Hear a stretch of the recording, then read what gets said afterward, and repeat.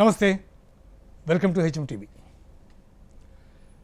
సంస్కృత భాష దేవభాష అనేది అందరికీ తెలిసినటువంటి విషయమే. ప్రపంచంలో ఉన్నటువంటి అనేక రకాల లాంగ్వేజెస్కి మాతృభాష సంస్కృతం. దేవభాష అని ఎందుకు పిలిచారు అంటే, దేవతలు మాట్లాడే భాష అనేది ఒక అర్థం అయితే, మనకున్నటువంటి వైదిక వాంగ్మయం మొత్తం అంతా కూడా, వేద శాస్త్ర పురాణ ఇతిహాసాలన్నీ కూడా సమస్తము సంస్కృత భాషలో మాత్రమే లిఖించబడినవి. అందువల్ల సంస్కృతానికి ఒక ప్రత్యేకత ఉంది.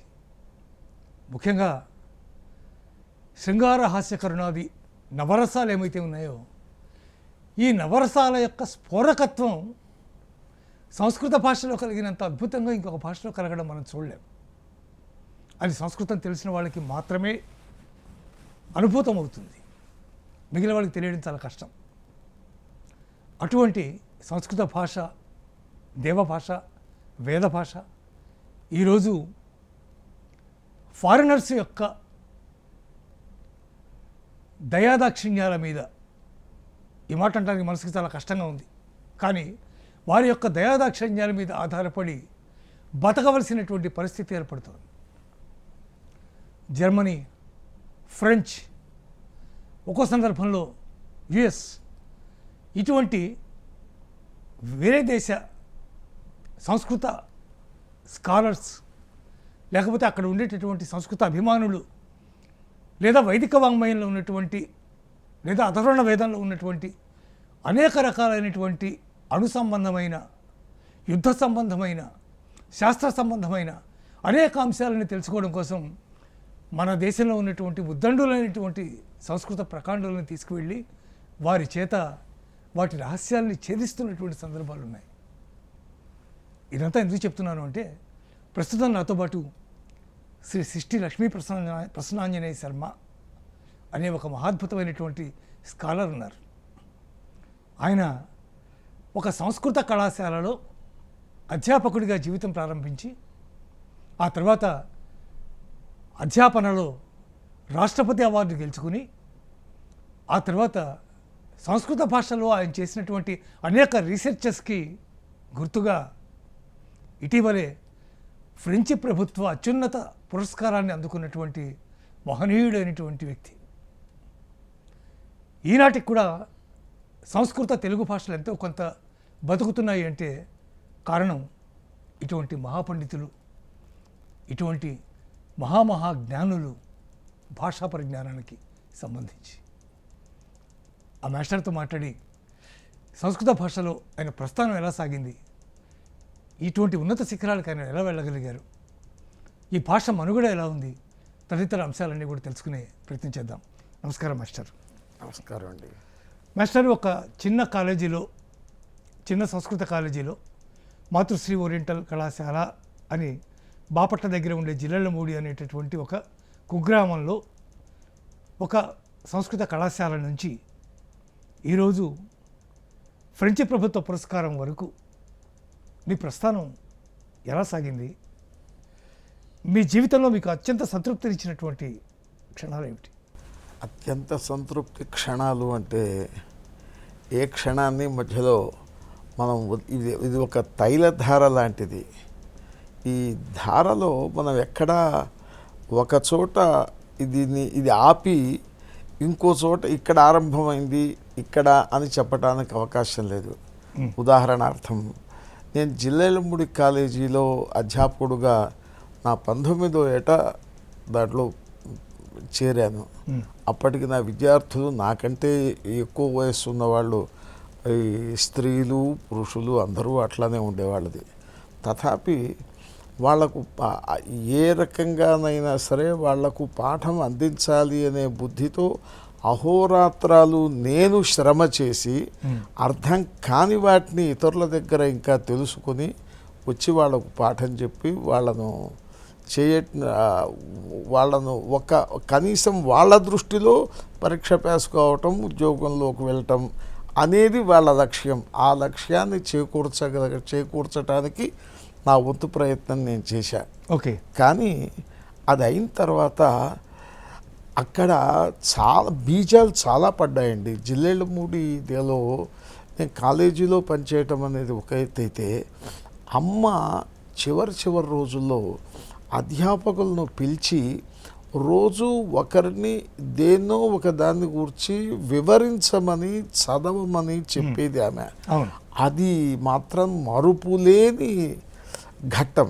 దాంట్లో నేను శివానంద లహరి శ్లోకాలు చదివేవాడిని, వాటికి అర్థం చెప్పేవాడిని.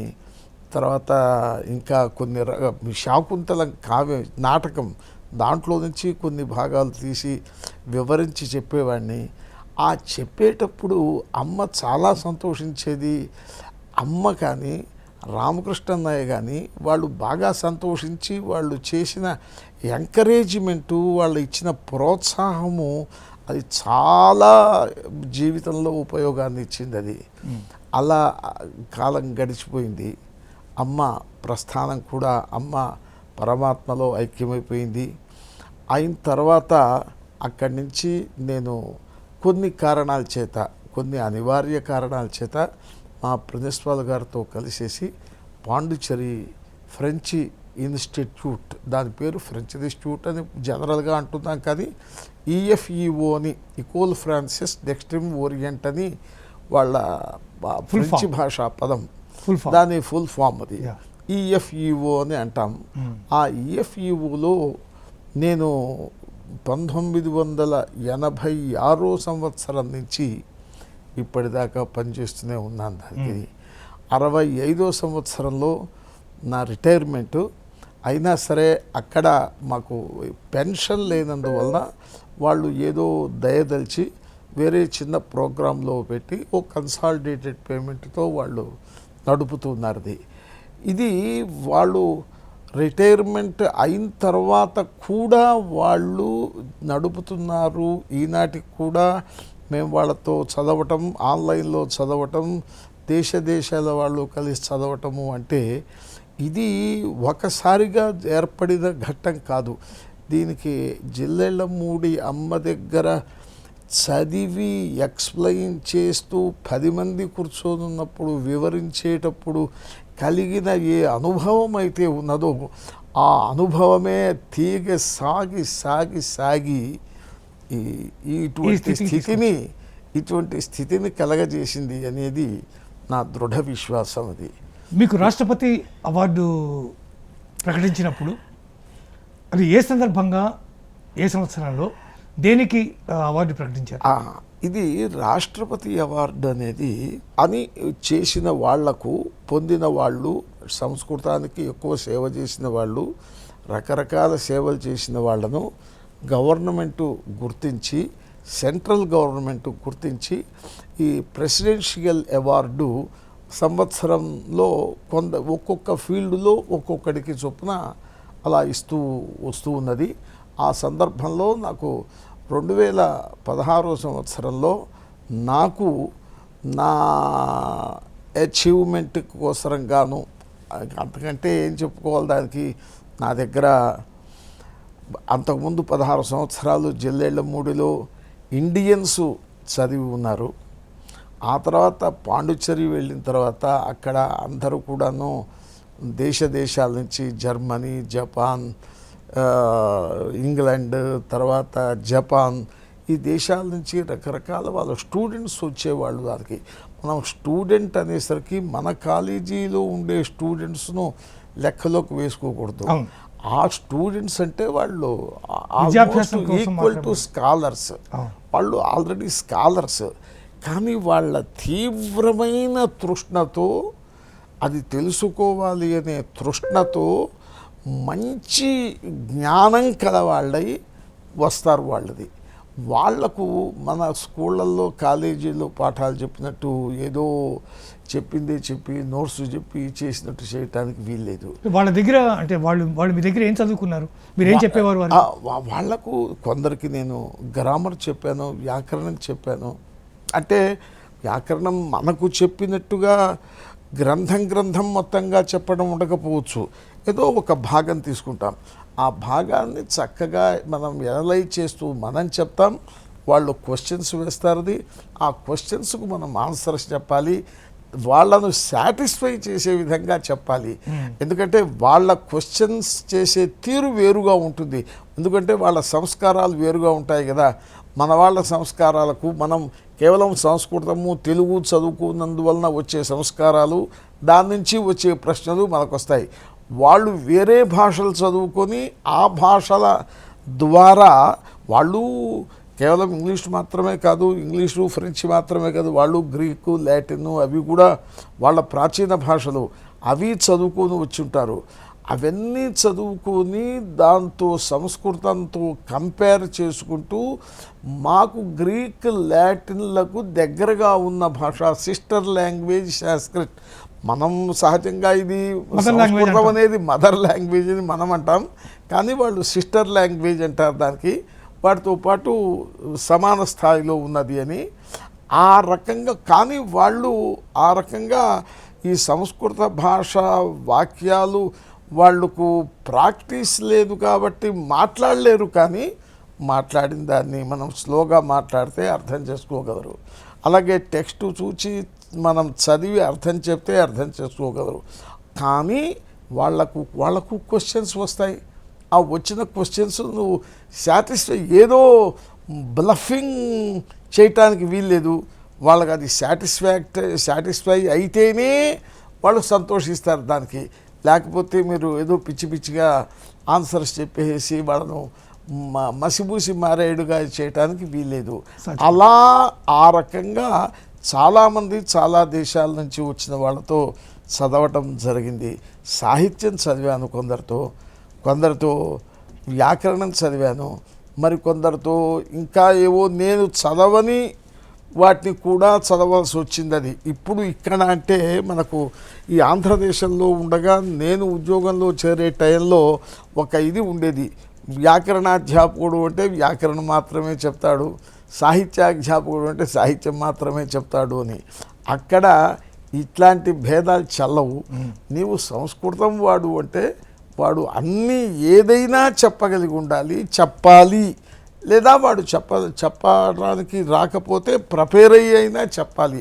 ఇది వాళ్ళ స్థితి. అంటే వాడు న్యాయము చెప్తాడు, వ్యాకరణము చెప్తాడు, వేదాంతము చెప్తాడు. ఆ స్థితిలో ఉంటుంది అది.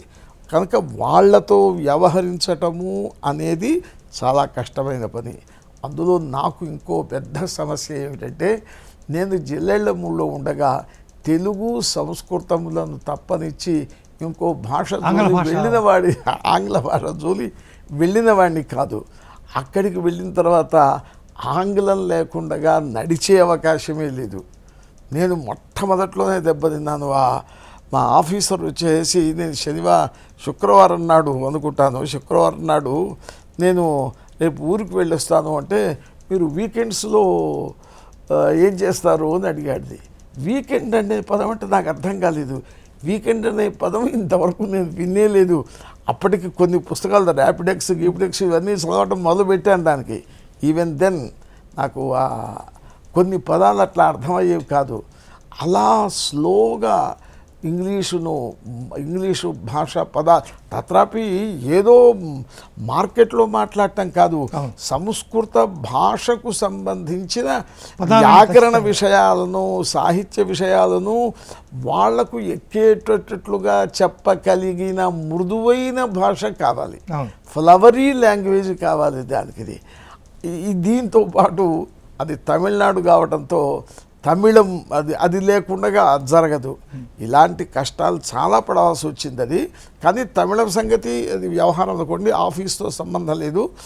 ఆఫీసులో మీరు అడిగిన ప్రశ్నకు ఏమిటి వాళ్ళందరితో మీకు ఎందువల్ల మీకు ఎట్లా ఏం చేశారు, ఏం చేసినందువల్ల మీకు రాష్ట్రపతి అవార్డు రావచ్చింది అనే ప్రశ్నకు సమాధానంగా నేను రావాలి అంటే, వీళ్ళందరితో కూడా ఎక్కడ సమస్య రాకుండా అహోరాత్రాలు సంస్కృతం అర్థం చేసుకోవటం చాలా డీప్ లెవెల్లో అర్థం చేసుకోవాలి. సంస్కృతం మన పిల్లలకు పాఠం చెప్పటం కాదు, మన పిల్లలకు పాఠం చెప్పడం ఈజ్ నథింగ్. ఆ మాట నేను అనకూడదేమో కానీ అధ్యాపకుడుగా. కానీ వీళ్లకు ఏదో చెప్తుంటే వాళ్ళు కొందరు విన్నవాళ్ళు వింటారు, లేచిపోయిన వాళ్ళు లేచిపోతుంటారు. ఇది బ్యాక్ బెంచర్స్ వాళ్ళు పట్టించుకోరు. ఏదో రకంగా పాస్ అవుతారు, ఏదో జరుగుతుంది. వాళ్ళు కానీ అక్కడ అలా కావటానికి వీల్లేదు. వాడు ఎదురుగా ఉంటాడు, ప్రతి అక్షరము వాడికి తెలియాలి. తెలిస్తేనే వాడు దాన్ని వదిలిపెడతా, తెలిసేంత వరకు వాడు ప్రశ్నిస్తూనే ఉంటాడు దానికి. ఇంతమంది విద్యార్థులు మీరు చూశారు కదా, డిఫరెంట్ రాష్ట్రాల నుంచి, డిఫరెంట్ దేశాల నుంచి వచ్చినటువంటి వాళ్ళని. వాళ్ళు సంస్కృత భాషలో ఉన్నటువంటి ఆ గొప్పతనాన్ని వాళ్ళు ఆస్వాదిస్తారు. తప్పనిసరిగా వాళ్ళు కాళిదాసుని యొక్క శ్లోకాలను ఇచ్చేసిన వాళ్ళు. ఇంకా కొన్ని సందర్భాల్లో ఛాన్స్ నేను తీసుకున్నాను, నాకు వచ్చింది కూడాను. తెలుగు లిటరేచర్ మీద కూడా వాళ్ళ కొందరితో చేయాల్సి వచ్చింది. అది నా తెలుగు లిటరేచర్తో మనుచరిత్ర, వశ్చరిత్ర శ్లోకాలు, భాగవతం, పోతన భాగవతంలో శ్లోకాలు, వీటన్నిటినీ కూడాను వీటిని చదువుతూ ఎక్స్ప్లెయిన్ చేస్తుంటే వాళ్ళ ఆ కావ్యాల్లో వాళ్ళు ఎక్స్ప్రెస్ చేసే విధానం, మీరు మొదట్లో అన్నారు కదా, ఈ శృంగారాది రసాలను అభివ్యక్తం చేసే పద్ధతి ఇతర భాషల్లో మనం అంతగా చూడము అని. నిజంగా వాళ్ళు ఆ మనుచరిత్ర వాటిల్లో భాగవతంలో ఇవి చేస్తుంటే ఎంతో సంతోషించి నాకు మనుచరిత్ర అంటే చాలా ఇష్టము అనుకొని నాకు చెప్పకుండా వాళ్ళు ఆ అమెజాన్లో దాన్ని ఆర్డర్ చేసి ఆ పుస్తకం రాత్రికి ఇలా తెచ్చేసి నాకు బహుమానంగా ఇచ్చారు దానికి. ఇట్లా అంటే తెలుగు అది ఏ అంశం తీసుకున్నా కానీ వాళ్ళది సాటిస్ఫై అయ్యేట్టుగా చెప్పటము అనేది ప్రధానంగా పెట్టుకొని అది నేర్చుకొని చేయాల్సి వచ్చింది అక్కడ. దానికి వాళ్ళందరూ సంతోషించినప్పుడు ఆఫీస్ సంతోషిస్తుంది. ఇప్పుడు కేవలం ఇదే కాదు, వీళ్ళెవరో స్టూడెంట్స్ రావటం ఇది కాదు, ఈ ఆఫీసుకు డైరెక్టర్ వస్తాడు. దానికి ఫ్రెంచ్ దేశం నుంచి ఒక డైరెక్టర్ వచ్చి ఉంటాడు. ఆ డైరెక్టర్ కూడా కేవలం అడ్మినిస్ట్రేటర్ మాత్రం కాదు, సంస్కృతము చదివి దాంట్లో సంస్కృతాన్ని ఇంగ్లీష్లోకో ఫ్రెంచ్లోకో అనువాదం చేస్తూ ఉండే వ్యక్తి. అతను అడ్మినిస్ట్రేషన్కు వేరే వాళ్ళ మీద ఆధారపడుతూ వాటిని ఈ సంస్కృతం చదవటం మీదనే ప్రధానంగా, పుస్తకాలను ఎడిట్ చేయటంలోనే ప్రధానంగా, ట్రాన్స్లేట్ చేయటమే ప్రధానంగా ఇంత పెట్టుకొని చేస్తూ ఉండేటువంటి వాళ్ళు వ్యవస్థ. అటువంటి ఆ డైరెక్టర్స్తో కూడా కలిసి వర్క్ చేసే అవకాశం వచ్చింది అది. సో డైరెక్టర్స్తో వర్క్ చేశాను. ఆ తర్వాత ఇట్లా వచ్చే స్టూడెంట్స్ అని అనుకుండే స్కాలర్స్తో వర్క్ చేశాను. వీళ్ళందరి సాటిస్ఫాక్షన్ ఆఫీస్కి వెళ్తుంది కదా, ఆఫీస్ వాళ్ళు సాటిస్ఫై అవుతారు. అక్కడి నుంచి వాళ్ళు ప్రపోజ్ చేస్తారు భారత ప్రభుత్వానికి, దాన్ని చేస్తారు. దానికి చేసినప్పుడు నిజానికి అది ఒకే సంవత్సరం నన్ను అప్లై చేయమని నాకు తెలిసింది, అప్లై చేయొచ్చు అని తెలిసింది అదే సంవత్సరం 16-15 సంవత్సరమో అప్లై చేశాను. నాకు వస్తుందని ఏమాత్రమూ నమ్మకం లేదు. కానీ సడన్గా నాకు ఫోన్ వచ్చేసి మీరు దీనికి ప్రెసిడెన్షియల్ అవార్డుకు సెలెక్ట్ అయినారు అని వార్త నాకు ఫోన్ ద్వారా ఎవరి ద్వారానో తెలిస్తే నిజంగా జిల్లేళ్లమూడిలో మొదటిసారి ఇంటర్వ్యూలో సక్సెస్ అయ్యి ఉద్యోగం వచ్చినప్పుడు ఎంత సంతోషించానో, అక్కడ రాష్ట్రపతి అవార్డుకు మొట్టమొదటిసారిగా సెలెక్ట్ అయినాను అని తెలిసినప్పుడు అంత పట్టరాని సంతోషం, చాలా సంతోషం. దాన్ని వెంటనే నేను జిల్లేళ్లమూడికి కూడా దాన్ని ఫార్వర్డ్ చేశాను. అది అందరూ సంతోషించారు. అది ఇంత అద్భుతమైనటువంటి ఘట్టం తర్వాత కూడా మీరు విశ్రమించలేదు. అంటే కారణాల గురించి నేను మాట్లాడట్లేదు. అంటే మిగిలిన ఆర్థికపరమైన కారణాలు, లేకపోతే ఇంకో కారణాలు అవన్నీ పక్కన పెట్టేయండి. ఒక ఏజ్ వచ్చి, ఒక స్థాయి వచ్చి, దాంట్లో ఇప్పటికి కూడా పరిశ్రమ చేస్తున్నారు అంటే అది అంటే ఇంగ్లీష్లో చెప్పాలంటే it's a passion towards the job. అవునవునవును, అదే దాన్ని మిమ్మల్ని తీసుకెళ్తుంది. ఇక్కడ చదువు మీద ధ్యాస, చదువు మీద రుచి, టేస్టు ఏర్పడినట్లయితే, ఈ టేస్ట్ ఏర్పడకుండా మనం ఏదో మార్కులతో 40 మార్కులతో పాస్ అవ్వటం, ఉద్యోగం రావటం, అంతో ఉద్యోగం పురుష లక్షణం అయిపోయింది, మనకు సర్వీస్ అయిపోయింది, మనకు పెన్షన్ వస్తుంది, విశ్రాంతి గడిచిపోతుంది. తీసుకుందాం హాయిగా. ఇదే టైపు, ఇది ఒక టైపు ఇది. అలా కాకుండా నాకు జిల్లేళ్ళమూడిలోనే పాఠం చెప్పింది. నేను జిల్లేళ్ళమూడిలో నాది మొట్టమొదటిసారి సర్వీస్లో చేరింది జిల్లేళ్ళమూడిలోనే. ఆ జిల్లేళ్ళమూడిలో కూడా నేను ప్రిన్సిపాల్ గారు ఇద్దరమే మొదటి సంవత్సరంలో ఉన్నవాళ్ళం. ఆ ప్రిన్సిపాల్ గారి పక్క రూమ్లోనే నా క్లాస్ అది. ఆ క్లాస్లో ఉండేవాళ్ళు పాపం నాకంటే చాలా వయసు వాళ్ళు, ఝాన్సీ గారని వీళ్ళంతా ఉండేవాళ్ళు. వాళ్లకు పాఠం చెప్పేటప్పుడు ఆయన అబ్జర్వ్ చేస్తుండేవాడిది ప్రిన్సిపాల్ గారు. ఆయన మంచి సంస్కృత పండితుడు. ఆ సంస్కృతము తర్వాత పోతే ఆంగ్ల భాష ఉన్నవాడు ఆయన.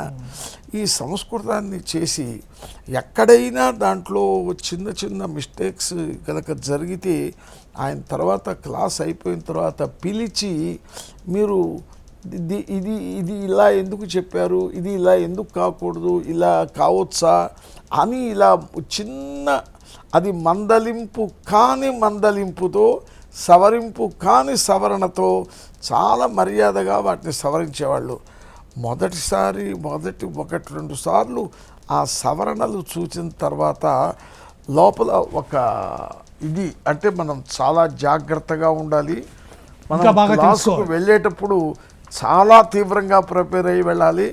ఆషామాషిగా క్లాసుకు వెళ్ళటము, ఏదో చేయటము కాదు అనే బీజం అక్కడ పడ్డది మొట్టమొదట. ఇటువంటి అవకాశం మిగిలిన వాళ్ళకి ఎవరికి రాలే దానికి. అందుకు నేను చాలా తీవ్రంగా ప్రిపేర్ అవుతూ ఉండేవాడిని.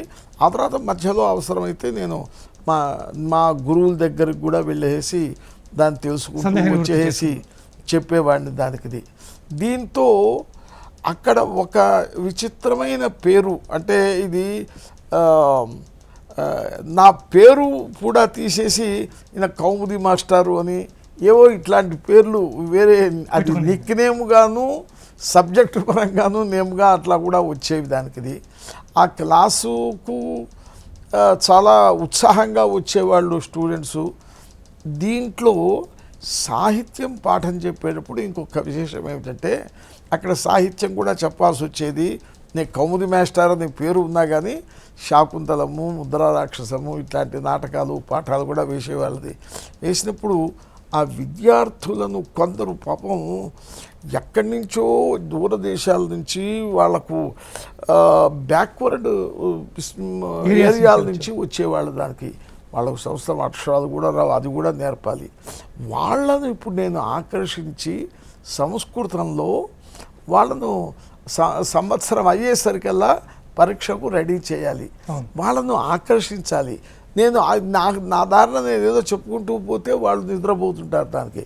అందుకని నేను చక్కగా ముందు వాళ్ళని ఆకర్షించే విధంగా పద్యమో శ్లోకమో దాన్ని ఒక చిన్న టింజ్ ఆఫ్ ట్యూన్, ఏదో ఒక రాగపు ఛాయతో దాన్ని పాడి వాళ్ళను ఆకర్షిస్తూ ఆ పాఠం చెప్పాల్సి వచ్చేది. అభిజ్ఞాన శాకుంతలంలో ఒక మంచి శ్లోకం చెప్తారు. అభిజ్ఞాన శాకుంతలము అనేది ఎట్లా గుర్తు వస్తుందో నేను మీకు ఏదో ఒక మంచి శ్లోకం.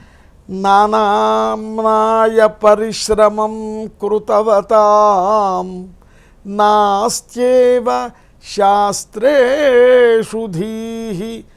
నానామ్నాయ పరిశ్రమం కృతవతాం నాస్త్యేవ శాస్త్రేషు ధీః. సత్యోరప్యుభయోః నచాతి సులభా సాహిక్షితౌ సాహితీ.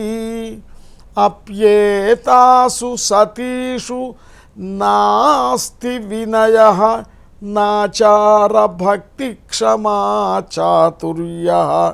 సచ సాచ సాచ సచ తాశ్చ ఆలంబ్య ఖేళంత్యముం అని ఇది శంకరాచార్యుల వారిని గూర్చి ఎవరో ప్రశంసాపూర్వకంగా చెప్పారు అని చెప్పేవాళ్ళు దానికి. మీరు అన్నట్టు శాకుంతలంలో శ్లోకం కూడా ఆపరితోషాద్ విదుషాం న సాధు మన్యే ప్రయోగ విజ్ఞానం బలవదపి శిక్షితానాం ఆత్మని అప్రత్యయం చేత ఆపరితోషాత్ విదుషాం. పండితులైన వారు, బాగా తెలిసిన వారు, వాళ్ళందరూ సంతోషించేంత వరకు నాకు నేను అనుకోవచ్చు, నేను చాలా గొప్పవాడిని, నాకు బాగా తెలుసు, నేను బాగా చెప్పగలను అని నాకు నేను అనుకున్న, నాలో అట్లాంటి యుగో ఉన్నా కానీ నేను ప్రయోగం దాన్ని చేసిన తర్వాత, పాఠం చెప్పిన తర్వాత వాళ్ళందరూ చాలా బాగా అర్థమైందండి, చాలా బాగుంది అని వాళ్ళు పరితోషాన్ని వ్యక్తం చేసేంత వరకు ఆపరితోషాత్ విదుషాం న సాధు మన్యే ప్రయోగ విజ్ఞానం. నా ప్రయోగ విజ్ఞానాన్ని అంటే నేను బోధించే తీరును, నాకు తెలిసిన దాన్ని నేను గొప్పదిగా నేను భావించను.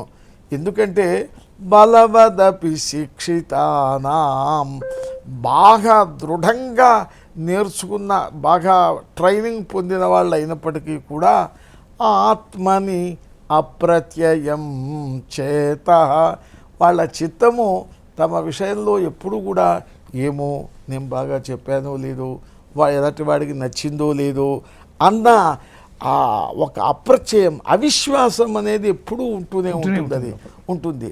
అందువల్ల నాకు పర్వాలేదు, నేను ఇవి చేశాను, వాళ్ళకు ఇంకా పర్వాలేదు చెప్తాను అని ఏనాడు నేను ఆ రకంగా తృప్తి పడలేదు. అందుకని చివరి క్షణం దాకా కూడా మీరు అడిగిన ప్రశ్నలో మొదట్లో ఎక్కడో అడిగారు, మీరు చాలా కాలం పనిచేశారు, విశ్రాంతి అయినారు, ఎక్కడ మీరు రెస్ట్ తీసుకోకుండా మీరు కంటిన్యూ చేస్తూనే ఉన్నారు అని. ఒక టేస్ట్ కలిగిన తర్వాత అది తెలుసుకోవాలి. ఇంకా దానిలోని రుచి ఏమిటి, ఇది పక్కవాడికి తెలియజేసేట్టు ఇంకా బాగా తెలియచెప్పాలి, వాడు చాలా అప్రిషియేట్ చేయాలి అనే ఈ భావాలు సహజంగా మానవ సహజంగా ఉంటాయి. అవే నన్ను ముందుకు ఇంతవరకు నడిపిస్తూ వస్తూ. మీ పరిశ్రమ అంతా ఇప్పటిదాకా ఈ మిగిలినటువంటి సాహిత్యము, లేకపోతే వ్యాకరణము, లేకపోతే మీమాంసో, లేకపోతే న్యాయము, లేదా వీటితో మిగిలిన స్కాలర్స్ అందరికీ వాడితో కలిసి మాట్లాడడం, వాడితో కలిసి చెప్పడం, వాటితోనే సరిపోయింది. వైదిక వాంగ్మయం, ముఖ్యంగా అధర్వణ వేదంలో అనేక రకాలైనటువంటి అంశాలు ప్రస్తావించబడ్డాయి అని నేను ప్రత్యక్షంగా ఎవరి దగ్గర నేను వినలేదు దాని గురించి. కానీ అధర్వణ వేదంలో ఉన్నటువంటి యుద్ధతంత్ర విద్యలు కానీ, లేకపోతే అస్త్రశస్త్రాది ప్రయోగాలు కానీ, వీటన్నిటికి సంబంధించినటువంటి అనేక అంశాలు దాంట్లో ఉన్నాయి. ఇప్పుడు ఉన్నటువంటి కెమిస్ట్రీ, ఫిజిక్స్ ఇవన్నీ కూడా దాంట్లో చాలా అద్భుతంగా దాంట్లో నరేట్ చేయబడింది అని చెప్తారు. మీకు దీనికి సంబంధించి ఏమైనా అవగాహన ఉందా? అంటే నాకు ప్రత్యేకించి వైదిక వాంగ్మయం మీద పెద్ద అవగాహన లేదు, కానీ ఇందులో మన 4 వేదాలన్నింటినీ కూడా 4గా విభజించారు. ఋగ్వేదం, యజుర్వేదం, సామవేదం, అధర్వణ వేదం అని. ఋగ్వేదం అంతా కూడాను అది దేవస్తోత్రపరంగా వాటిని ఉపయోగిస్తారు దానికి. యజుర్వేదం అంతా కూడాను యజ్ఞ యాగాది క్రతువులలో చేసే విధానం దగ్గర వాటిని ఉపయోగిస్తారని. సామవేదం కూడా సామగానం, దాన్ని కొన్ని స్వరాలతో దాన్ని గానం చేస్తారు ఉద్గాత అనే ఒక పురోహితుడు. దాని నుంచే మనకు దాని రిఫైన్మెంటే మనకు సంగీతం సప్తస్వరాలతో సంగీతం వచ్చింది అని కూడా వింటాను. ఆ తర్వాత అధర్వణ వేదం అనేది శాంతి కర్మలు, పౌష్టిక కర్మలు, యుద్ధతంత్రము. అంటే రాజు రాజ్యం చేసేటప్పుడు రకరకాల సమస్యలు వస్తాయి. అంటే ఇప్పుడు మొన్న వచ్చింది అనుకోండి, ఇది మన కరోనా లాంటిది, ఇవి పీడలు వస్తాయి దానికి. ఆ తర్వాత పరరాజ్యం వాళ్ళు చేసి ఆక్రమిస్తారు. ఇలాంటి సందర్భాలలో వీటిని వీటిని అణచటం కోసరంగాను కావలసిన కర్మలు దాంట్లో ఉన్నాయని, అది తెలిసిన వాడే పురోహితుడుగా ఉండాలి అని, రాజు దగ్గర ఇటువంటి రాజ్యంలో తప్పనిసరిగా రాజపురోహితుడు అధర్వణ వేదజ్ఞుడై ఉంటే అక్కడ మీకు ఇట్లాంటి ఒక్కోసారి మనకు అందరికీ ఈ డయేరియా వస్తుంది, కొంతమందికి పోతారు. అలాంటి సందర్భాల్లో వాళ్ళు చేయవలసిన కొన్ని శాంతి కర్మలు, అంటే దుష్టశక్తు నెగటివ్ ఫోర్సెస్ వచ్చినప్పుడు వాటిని ఎలా అణచాలి, అలాగే పుష్టి సంపాదించాలి, బలం సంపాదించాలి. రాజుకు బలం కావాలి, రాజ్యానికి బలం కావాలి, సైన్య బలం కావాలి, ధన బలం కావాలి అంటే వాటికేం చేయాలి అని.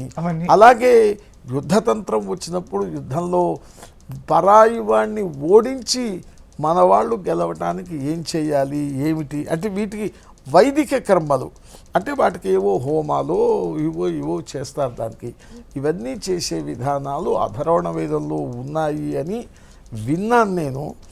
అంతే తప్ప అధర్వణ వేదాన్ని పట్టి తయారు చేసిన వాళ్ళను నేను చూడలేదు ఇంకా ఇంతవరకు. అంతేగాని ఇప్పుడు ఈ బ్రహ్మాస్త్రాలు లేకపోతే ఉండవచ్చు. మనం ఇప్పుడు చూడకుండా దాంట్లో అధర్వణ వేదం మొత్తం చదివిన వాడు చెప్పాలి ఆ మాట. అది దాంట్లో ఉన్నది లేదు అనేది. ఇప్పుడు లేదు అని చెప్పేవాడు అది వాడికి తెలిస్తే కదా వాడు చెప్పిన మాట ప్రమాణం అవుతుంది. అది వాడికి అధర్వణ వేదం తెలియదు, అధర్వణ వేదంలో ఉన్నది అనేది తప్పు అబద్ధము అంటే అబద్ధం అని ఎట్లా అంటాను దాన్ని, ఇది అంటానికి వీల్లేదు. అంటే ఇప్పుడు అత్యంత ప్రాధాన్యత వహిస్తున్నటువంటి టెక్నాలజీ కానీ లేకపోతే వీటన్నిటిని ఫిజిక్స్ కెమిస్ట్రీ అనేవి, వీటికి సమస్య ఏమొస్తుందంటే వైదిక కర్మాచరణానికి కొన్ని నియమనిష్టలు అవసరమండి. నియమనిష్టల దగ్గర సమస్య ఇప్పుడు సమాజ స్థితి ఒక రకంగా మారింది. అది ఈ సమాజ స్థితి ఎట్లా మారింది అంటే రన్నింగ్ ఆఫ్టర్ మనీ అనే స్థితిలోకి పోయి వాడు 1,00,000 సంపాదిస్తున్నాడు అంటే నేను 2 లక్షలు సంపాదించాలి, సంవత్సరానికి నేను 20 లక్షలు సంపాదించాలి, ఎట్లా కోటీశ్వరుని కావాలి.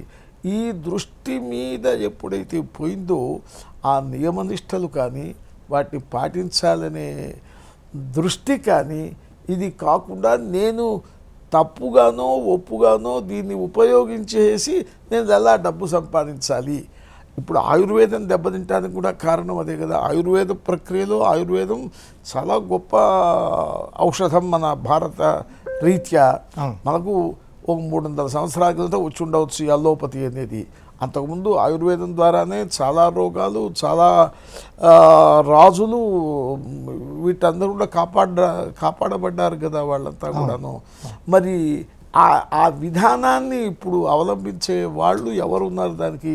ఇది అందరూ అల్లోపతి దగ్గరికి వెళ్ళిపోతారు, మా దగ్గరికి రావటం లేదు. అదే శాస్త్రం కూడా సంస్కృత భాష లాగానే, తెలుగు భాష లాగానే, ఆయుర్వేదం లాగానే, హోమియోపతి లాగానే ఒకప్పుడు ఉన్నటువంటి వైభవాన్ని ప్రభావాన్ని కోల్పోయి గ్రాడ్యువల్గా చివరి కనుమరుగైపోయే పరిస్థితి, ఏదో క్షీణ దశ.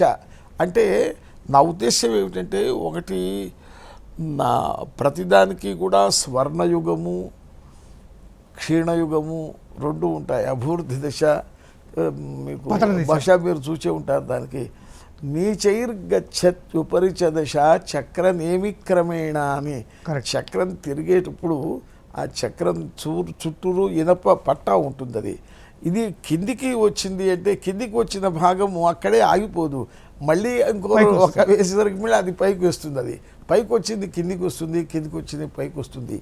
తప్పనిసరిగా నా ఉద్దేశం ఈ స్థితిలో మళ్ళీ దీనికి డెఫినెట్గా ఉత్తమ స్థితి వచ్చే అవకాశం ఉన్నది అని నేను నమ్ముతున్నాను. దానికి ఇంత గొప్ప జీవితాన్ని అంటే మీరు ఇప్పటికీ అంతిమంగా ఒక లక్ష్యం చేరారు అని నేను కూడా అంటలేదు. ఇంకా చేరుకోవాల్సిన లక్ష్యానికి చాలా ఉండొచ్చు. కానీ ఈ స్థితికి వెళ్ళిన తర్వాత మీకు ఇప్పుడు మిమ్మల్ని మీరు వెనక్కి తిరిగి చూసుకుంటే మీ జీవితం మీకు ఏమనిపిస్తుంది? నేను ఇంకా చదువుకోనంటే బాగుండేది. చదువుకున్న రోజుల్లో నేను బాగా చదువుకోలేదు. అది ఏదో రకంగా చదువుకొని అది ప్రాక్టికల్గా చేయవచ్చే టయానికి దాన్ని చాలా పుష్టి చేసుకోవాల్సిన పరిస్థితి వచ్చింది. దాన్ని చూచి పుష్టి చేసుకుంటూ వెళ్ళిపోయినామే. కానీ అదే చదువుకున్న రోజుల్లో గురువులు చెప్పిన రీతిలో గనక తీవ్రంగా చదివి ఉంటే ఇంకా చాలా అద్భుతంగా ఉండేది అనేది నా అభిప్రాయం. అది దానికి ఈ సంస్కృత భాష దాని ప్రాశస్త్యం అంతా మనం మళ్ళీ మాట్లాడుకోక్కర్లేదు.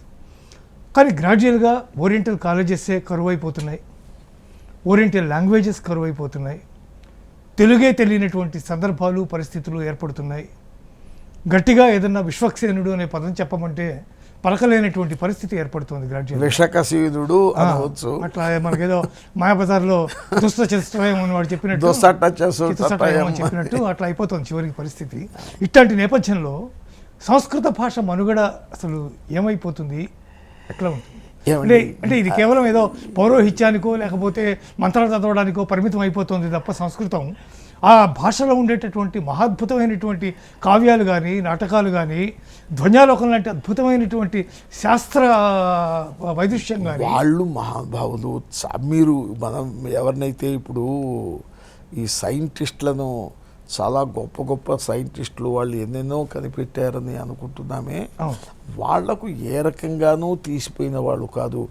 ఆ ధ్వన్యాలోకాది గ్రంథకర్తలు మహానుభావులు శంకరాచార్యుల వారు, ఆ తర్వాత ఆయన దాని మీద వ్యాఖ్యానాలు రాసిన వారు, ఇంకా బ్రహ్మసూత్రాలు, వీళ్ళు చేసిన వీళ్ళెవ్వరూ కూడాను తక్కువ ఎవ్వరూ కాదండి, చాలా చాలా గొప్పవాళ్ళు. వాళ్ళది సమస్య ఎక్కడ వచ్చిందంటే ప్రతి చోట కూడాను ఈ భారతదేశం మీద దండయాత్రలు అనేవి, విదేశీయుల దండయాత్రలు అనేవి అడుగడుగునా తగిలాయి. తత్రాపి ఉత్తర దేశంలో నార్త్ ఇండియాలో బాగా తగిలినట్టున్నాయి. ఇవి ఈ తగటం మరి పేరు చెప్పవచ్చో చెప్పకూడదు కానీ ముస్లిమ్స్ అటాక్ కొన్ని సంవత్సరాలు, కొన్ని వందల సంవత్సరాలు జరిగి మన తెలుసు పెద్ద పెద్ద దేవాలయాలను వాటిని ధ్వంసం చేసి వాటిలో నుంచి వాటి మీద వాళ్ళ మసీదులు కట్టి అవి చేసిన ఘట్టాలు మనం చూస్తున్నాం. వాళ్ళను తరమటానికి ఆ ముళ్ళు తీయటానికి ఇంకో ముళ్ళు వచ్చి ఆంగ్లేయులు వచ్చారు, పడ్డారు దానికి.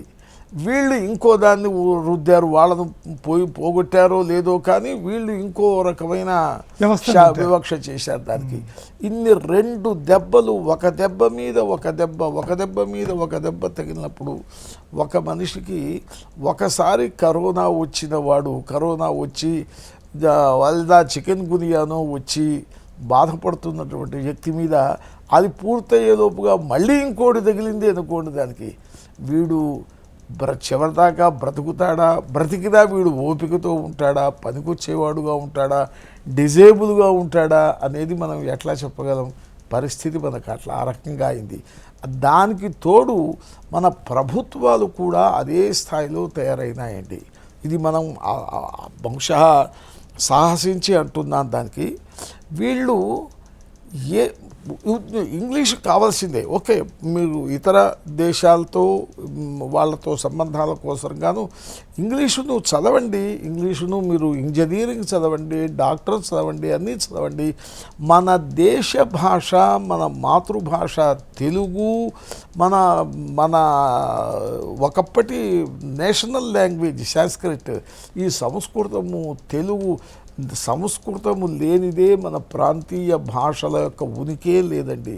నిజానికి చెప్పాల్సి వస్తే నేను అంటే ఆ ఫ్రెంచ్ ఇన్స్టిట్యూట్లో పనిచేసిన వాడిగా చెప్తున్నాను, ఆ స్ట్రక్చర్సు సంస్కృతం స్ట్రక్చర్సే మనకు అక్కడ కనిపిస్తాయి. దానికి లేస్తాయి. సంస్కృతం వస్తే అవి నిజంగా చాలా ఈజీ ఆ భాషలను నేర్చుకోవటం. అటువంటి స్థితిలో సంస్కృతం వచ్చి ఉంటే తెలుగు నేర్చుకోవటం ఈజీ, నా తర్వాత తమిళం నేర్చుకోవటము, మలయాళం నేర్చుకోవటము, ఇవన్నీ ఇంత ఈజీగా ఉండగా దీన్ని బద్దలు చేసి పగలగొట్టి దీన్ని దూరం చేసేసి ఇది డెడ్ లాంగ్వేజ్ అని వెధవ పేరు పెట్టేసి వీటి జోలిపోనివ్వకుండగా ఇదంతా మూఢనమ్మకాలని ఒక పేరు పెట్టేసి తెలుగు అనవసరము, ఇది డబ్బు సంపాదించేది కాదు అని ఏమేమో పేర్లు పెట్టేసి ఇంగ్లీషు విద్యలకు వీళ్ళు తగలేశారు. మన రాజకీయ నాయకులు ఒకరు కాదు, దాదాపు చాలామంది కొన్ని దశాబ్దాలుగా నాశనం చేశారు. ఈ నాశనం చేసిన వీళ్ళు దానికి మూల్యం చెల్లించుకోవాలి, వాళ్ళు దానికి కారణం. కానీ ఇప్పటికైనా సరే ప్రభుత్వాలు, మన నరేంద్ర మోడీ లాంటి గొప్ప నాయకుడు, ఒక దృష్టి ఉన్నటువంటి వ్యక్తి, భారతీయత మీద గౌరవం ఉన్నటువంటి వ్యక్తి, అలాంటి వాళ్ళు స్లోగా ఇంకా అదే వరుసలో వచ్చేటువంటి వాళ్ళు ఎవరైనా ఉండి వీటిని, ఈ లోకల్ లాంగ్వేజెస్ను, ఈ వీటిలో ఉన్న కావ్యాలను, వీటిని మీరు ఇవి తప్పనిసరిగా చదవాలి. ఓకే, డాక్టర్గా మీరు ఎంబీబీఎస్ చదువుకోండి, కాదలేదు, ఇవి తప్పనిసరి అని కనుక చేయగలిగినట్లయితే సంస్కృతము, తెలుగు, మన లోకల్ లాంగ్వేజెస్, సంస్కృతము చక్కగా నిలుస్తాయి. దీనివల్ల అవి కూడా మనకు ఆ ఉద్యోగాలకు కూడా ఎంతో ఉపయోగం వస్తుంది అనేది నా అభిప్రాయం. అటువంటి మహానుభావులు రాజకీయాల్లోకి వస్తారా రారా అనేది కాలం చెప్పవలసిన ఇది. తర్వాత మీకు ఇంకొక విషయం చెప్పాలి, మీరు ప్రశ్న వేయలేదు కానీ మీరు రాష్ట్రపతి అవార్డుని గురించి మాట్లాడినప్పుడే చెప్పాను, ఫ్రెంచ్ అవార్డు. ఇక్కడ నేను రిటైర్ అయిన తర్వాత వాళ్ళు చేస్తారు, ఏదో మనం ఆన్లైన్లో కొన్ని పాఠాలు ఏవో చదువుతుంటాము, వాటికి జరుగుతుంటుంది. అది సడన్గా ఒక రోజున అది నాకు ఒక ఫ్రెంచిలో ఒక లెటర్ వచ్చింది, అది మెయిల్ వచ్చింది. అది నేను ఫ్రెంచ్ చదవలేను, నాకు తెలియదు. ఏవో బహుశా మనకి ఇప్పుడు ఈ సైబర్ క్రైమ్ లాంటివి వస్తుంటాయి కదా అని చెప్పేసి నేను దాన్ని పెద్ద పట్టించుకోలేదు, పక్కన పెట్టేసా. దానికి ఒక రోజున మా డైరెక్టర్ ఫోన్ చేసి కంగ్రాచులేషన్స్ సార్ అన్నాడు. ఏంటి సార్ కంగ్రాచులేషన్స్ ఏమిటి అన్నా, మీకు షెవాలియా అవార్డు ప్రకటించారు కదా చూడలేదా అన్నాడు. లేదు సార్ తెలీదు, మీ మాటల్లో వింటాను, ఏమిటి అసలు ఏమిటి అంటే, మీకు లెటర్ వచ్చింది అంటే నేను చదవలేదు సార్ అంటే, మీరు దాన్ని ఇంగ్లీష్లోకి తర్జుమా చేసి పంపించండి అంటే ఆయన పంపించాడు. ఏదో కొంచెం అర్థమైంది దానికి. తర్వాత చూస్తే దానికి ఏదో వాళ్ళు ఒక మెడల్, తర్వాత ఒక సర్టిఫికెట్టు, అది ఫ్రెంచిలో చాలా ఉత్తమ స్థాయిలో వాళ్లకు ఇచ్చేటువంటి ఒక అవార్డు అట దానికి. అది ఇతర దేశాల్లో వాళ్ళకు కూడా అవుట్ స్టాండింగ్ వర్క్స్ చేసినటువంటి వాళ్ళను సెలెక్ట్ చేసుకొని వాళ్ళు ఒక్కోసారి ఇస్తుంటారు అని చెప్పారు. దానికి ఆయన ఈ షెవాలియా అవార్డు ఇతనికి వచ్చిందట, అది శివాజీ గణేశన్కి ఉండేదట. ఆయన ఇప్పుడు శివాజీ గణేశన్ పెట్టుకునేవాడని విన్నాను. దానికి ఆ తర్వాతే తెలిసింది. అది దాన్ని వాళ్ళు ఒక ఫంక్షన్ ఏర్పాటు చేసి, అది ఫ్రెంచి గవర్నమెంట్, అది మా ఆఫీస్ తరఫున కాదు, ఫ్రెంచి గవర్నమెంట్ తరఫున జరగాలి. ఆ ఫ్రెంచి గవర్నమెంట్ తరఫున ఇక్కడ కాన్సులేట్, మన అంబాసిడర్ మాదిరిగా వాళ్ళ ఒక ఆఫీస్ ఉంటుంది. అది ఆఫీస్లో వాళ్ళు ఒకరోజు ఎప్పుడో డిసైడ్ చేసి పిలిస్తే నేను సరే వెళ్ళాను అక్కడికి. మీకు రోజున మీకు అనౌన్స్ చేశారు, దానికి మీరు అక్కడికి వస్తారా అని అడిగారు. సరే వస్తున్నాము అన్నాం. సరే మా మిస్సెస్, తర్వాత మా సోదరులు, కొడుకు, కుమారులు అందరూ కూడా వచ్చారు దానికి. అక్కడ వెళ్ళిన తర్వాత నాకు ఆశ్చర్యం ఏమిటంటే, చాలామంది అంటే ఎవరెవరితో అంతకుముందు కొన్ని సంవత్సరాల కింద నుంచి నేను అప్పుడప్పుడు వర్క్ చేస్తూ ఉండేవాడిను, వాళ్ళంతా వచ్చి ఉన్నారు. నేను వెళ్ళేసరికి వచ్చి ఉంటే నేను అనుకున్నాను బహుశా ఏదో కాన్ఫరెన్స్ ఏదో ఉండుంటుంది, కాన్ఫరెన్స్కి వచ్చి ఉంటారులే అనుకున్నాను. నేను అంతకు మించి కాలే. వాళ్ళందరినీ పిలిచి ఆ తర్వాత వాళ్ళు సాయంకాలం పూట ఇది ఈ ఫంక్షన్ హాల్లోకి వాళ్ళ అంబాసిడర్ దీంట్లోకి వెళ్ళిన తర్వాత వాళ్ళందరూ కూడా వచ్చారు. దానికి వచ్చిన తర్వాత ఈయన అంబాసిడర్ వచ్చేసి ఇది మెడల్ ఇచ్చారు, సర్టిఫికేట్ ఇచ్చాడు. ఆయన షాల్వా అది కప్పేసి ఆయన చేసిన తర్వాత మిగిలిన వాళ్ళు వచ్చేసి వాళ్ళు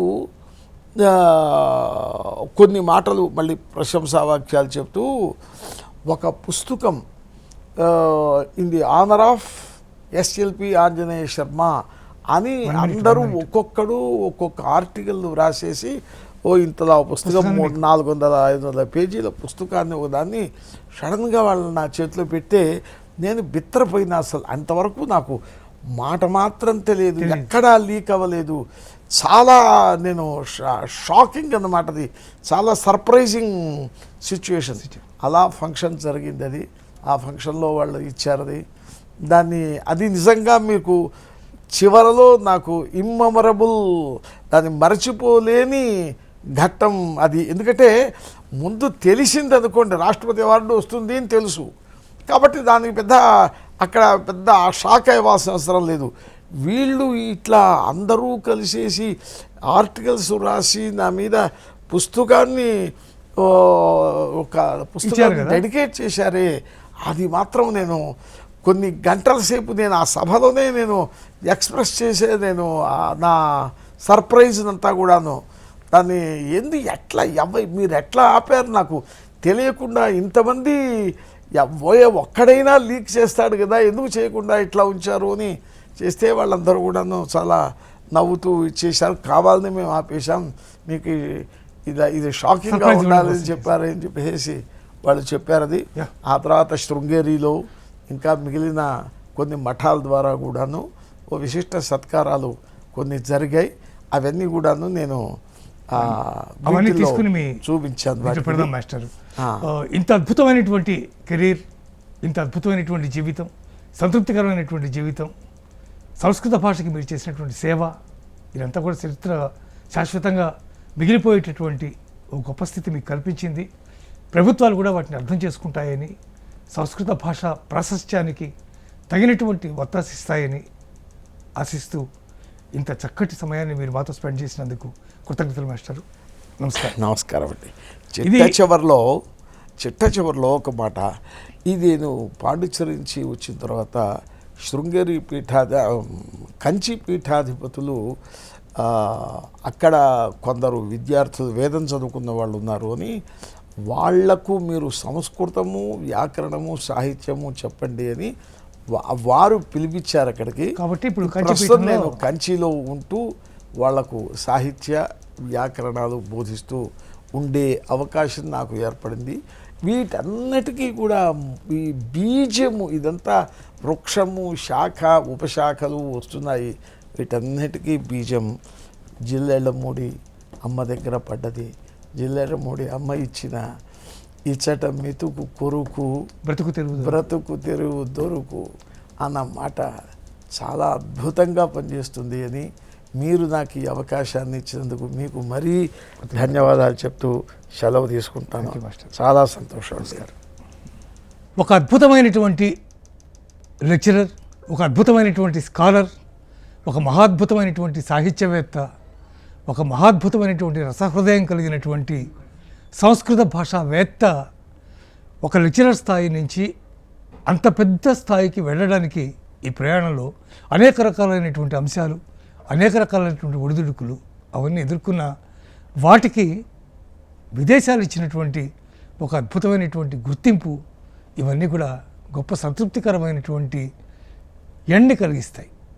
ఈరోజు కూడా కంచి పరమాచార్య నడయాడినటువంటి స్థలంలో అక్కడ ఉన్నటువంటి విద్యార్థులకి సాహిత్య వ్యాకరణ పాఠాలు చెప్తూ తన యొక్క సాహిత్య భాషా తృష్ణాన్ని తీర్చుకుంటున్నటువంటి ప్రసన్నాంజనేయ శర్మ గారు ఓ అజరామరమైనటువంటి స్కాలర్గా, ఒక అద్భుతమైనటువంటి టీచర్గా, ఒక గొప్ప సహృదయుడైనటువంటి మాస్టర్గా అందరి హృదయాల్లో శాశ్వతంగా నిలిచిపోయారు. ఆయనతో చేసినటువంటి ఇంటర్వ్యూలో ఆయనకు సంబంధించినటువంటి అనేక అంశాలు తెలియచేశారు. ఇవన్నీ కూడా రాబోయే తరానికి మార్గదర్శకంగా నిలుస్తాయని ఆశిస్తూ ఇదే ఇవాల్టి ప్రత్యేక చర్చా కార్యక్రమం. చూస్తూనే ఉండండి HM TV.